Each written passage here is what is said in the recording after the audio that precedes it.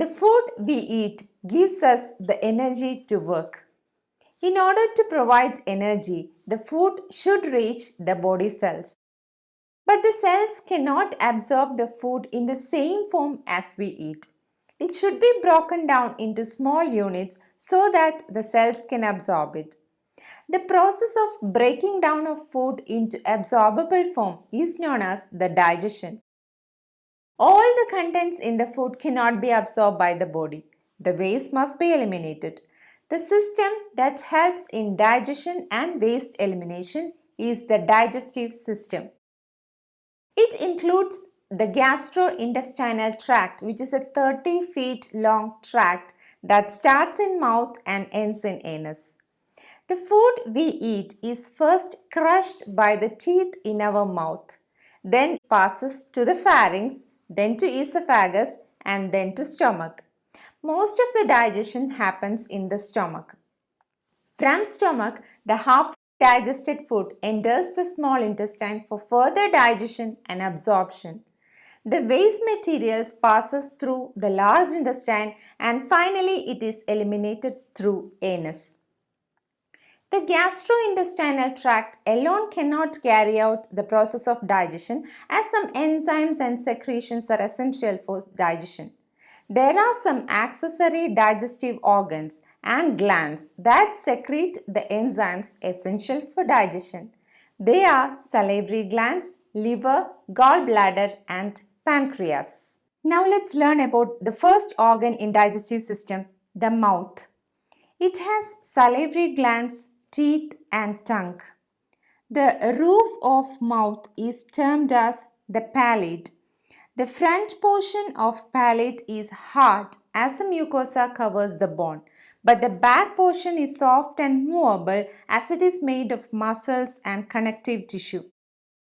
When we take some food, it is first crushed into small particles by our teeth. Each tooth consists of a crown and one or more roots. The crown is the part of the tooth that is visible above the gum. The roots support and fasten the tooth into the jawbone. Humans have two sets of teeth. First set is milk teeth that is acquired between the age of 6 months to 2 years. As the jaw grows, these teeth are replaced by the second set of permanent teeth. When we see our favorite food or smell a food that has good fragrance, some kind of fluid is secreted in our mouth. This is the saliva. The saliva is secreted by the salivary glands. There are many minute salivary glands, among which 3 are major glands: parotid, submandibular and sublingual. Parotid is the largest gland. It is located at the side of the face, below and in front of each ear. It produces a serous saliva that is a watery solution rich in enzymes. Submandibular is rounded in shape. It lies near the inner side of lower jawbone. It produces a mixture of serous and mucus saliva. Mucus is a slippery aqueous secretion. Sublingual lie under the floor of the mouth and below either side of the tongue. It secretes mucus saliva.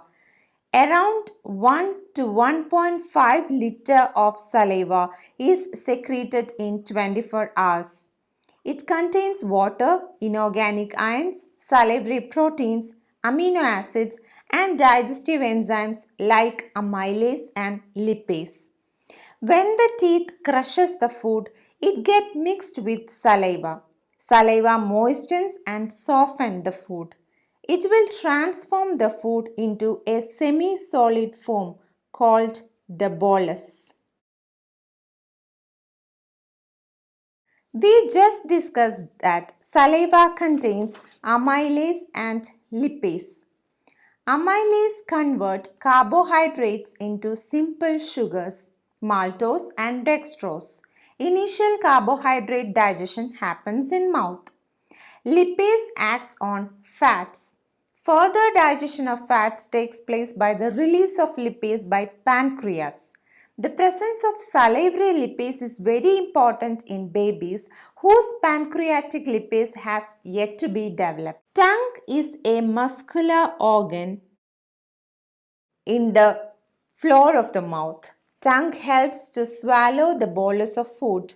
Tongue also has specialized epithelial cells known as taste buds that allow to experience the taste.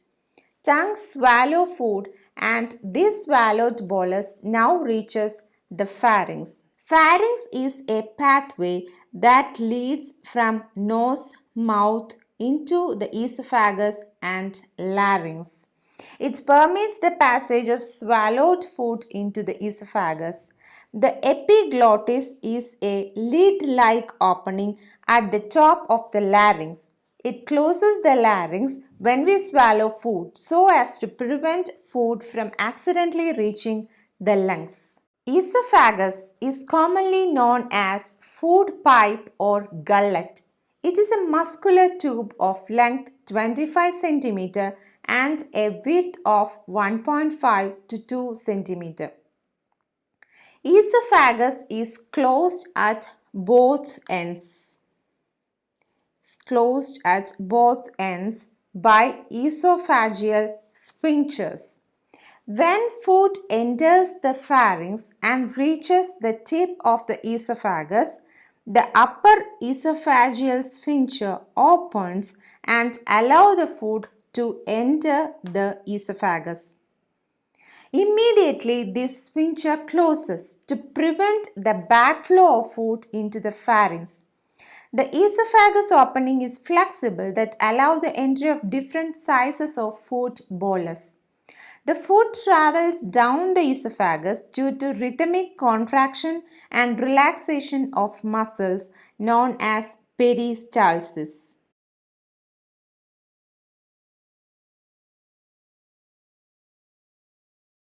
The esophagus enters the stomach through a hole in the diaphragm called esophageal hiatus.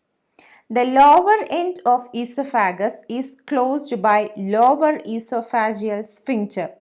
When food reaches this area, due to peristalsis, lower esophageal sphincter opens and allows the food to enter the stomach. Immediately, this sphincter closes to prevent the entry of stomach acids to reach the esophagus, which will in turn cause heartburn. Stomach is the major organ in the digestive system. It is a J-shaped organ that is connected to the esophagus at its upper end and duodenum at its lower end. It is located immediately below the diaphragm. Food from esophagus enters the stomach through a portion called cardia. Stomach has an upper portion called fundus. The largest part is the body, which is the reservoir for ingested food and liquids. Lower part is the antrum. It is a funnel-shaped structure which connects to the pylori canal. Pylorus is the narrowest portion of stomach and is around 2 cm in diameter. Pyloric sphincter is a band of smooth muscles at the junction between pylorus and the duodenum. The stomach wall has 3 layers of muscles: external longitudinal muscle layer, middle circular muscle layer, and inner smooth muscle layer.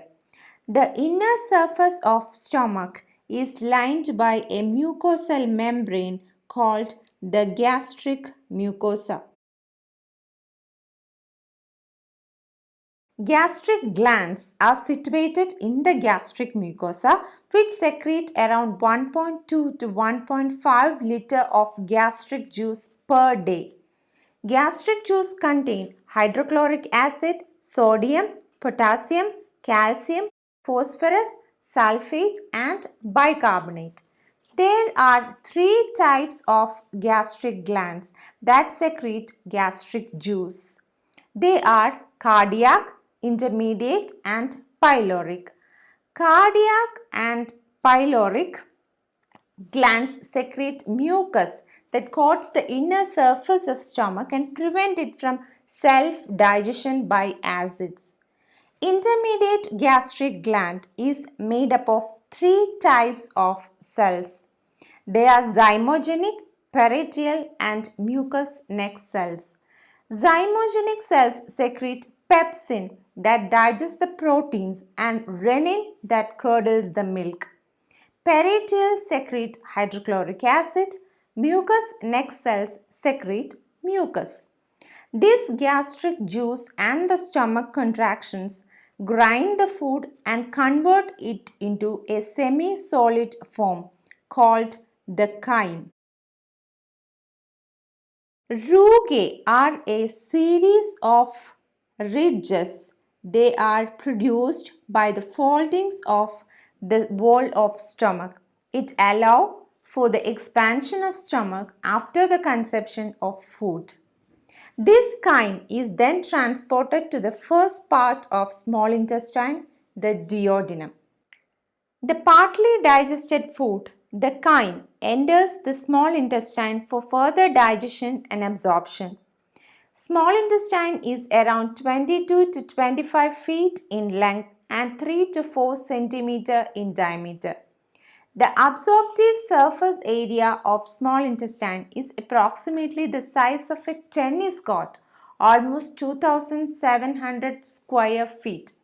It has three main parts: the duodenum, the jejunum, and ileum. The upper part of duodenum is the widest part of the small intestine, that is the duodenal bulb. The pancreatic duct and the bile duct connect at the junction of duodenum called the ampulla of Vater. This is the junction where the pancreatic duct and bile duct connect to the duodenum. The pancreatic juices and bile mixed with food and further digestion of fats, sugars and starch takes place. Proteins are degraded into peptides and amino acids. This breakdown begins in the stomach and continue in the small intestine. Lipids are degraded into fatty acids and glycerol. Carbohydrates are converted into simple sugars. There are digestive cells called enterocytes lining the small intestine. These enterocytes have villi on their surface. Villi are small projections on the surface of enterocytes. The villi provide a larger surface area for absorption. The jejunum has numerous convolutions. These folds together with villi increase surface area and help in the absorption of digested sugars, amino acids and fatty acids to the bloodstream. These folds slow down the passage of food, giving more time for the nutrients to get absorbed. Ileum absorbs electrolytes such as calcium, zinc and vitamin B12. From ileum, the chyme is passed into the cecum, which is the first part of the large intestine. Large intestine has cecum, ascending colon, transverse colon, descending colon and sigmoid colon. Cecum is the first part in the large intestine. The ascending colon extends up from the cecum to the bend in the colon called the hepatic flexure. It is continued with transverse and descending colon. Sigmoid colon divided into iliac and pelvic part. Rectum is the continuation of sigmoid colon. Large intestine contain bacteria which produce vitamins and destroy harmful germs. Due to peristalsis, the chyme passes through all parts of large intestine. During this time, the water is absorbed from the chyme and transferring into a solid form. Now the waste materials reaches the rectum where it is stored before defecation through anus. In the beginning, we discussed about some accessory digestive organs which provide the enzymes and secretions essential for digestion. Let's learn about them. Liver is the second largest organ in our body. It is mainly involved in the breakdown of carbohydrates. Liver produces bile, which is a greenish yellow secretion. It is passed to gallbladder for storage and for the transportation to duodenum through the ampulla of Vater as we discussed earlier. Bile aid in the digestion of fats. Proteins, carbohydrates and fats are metabolized. That means change into a form that can be used by the body by the liver. It stores glycogen, vitamins and other substances. It detoxifies harmful substances. Gallbladder stores and concentrates bile from the liver and releases into the duodenum. Pancreas secretes digestive enzymes to the duodenum and breaks down proteins, fats and carbohydrates. Pancreas makes insulin and passes it to the bloodstream. Insulin is a hormone that metabolizes sugar. That's it about digestive system. If you like this video, please share it with your friends. If you have any queries, put it in the comment box. Thank you.